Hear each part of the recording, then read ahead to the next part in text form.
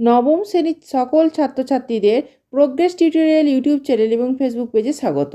আজকের ভিডিওতে আলোচনা করব নবম শ্রেণীর বিষয় বাংলার প্রথম পর্যায়ক্রমিক মূল্যায়নে নম্বর বিভাজন নিয়ে।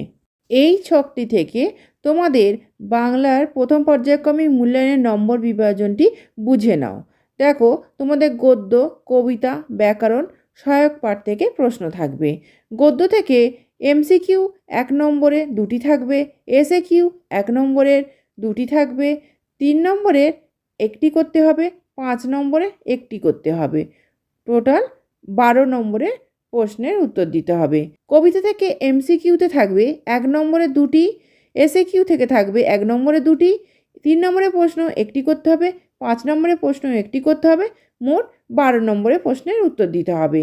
ব্যাকরণ থেকে এমসিকিউ থাকবে 1 নম্বরের 2টি, এসএকিউ থাকবে 1 নম্বরের 4টি, মোট 6 নম্বরের পরীক্ষা দিতে হবে। সহায়ক পাঠ থেকে দেখো, এসএকিউ 1 নম্বরের 2টি থাকবে, 3 নম্বরের প্রশ্ন 1টি থাকবে, 5 নম্বরের প্রশ্ন 1টি থাকবে, টোটাল 10 নম্বরের প্রশ্ন থাকবে। তাহলে সমগ্র নম্বর বিভাজনটি তোমাদের 40 নম্বরের মোট পরীক্ষা দিতে হবে প্রথম পর্যায়ক্রমিক মূল্যায়নে।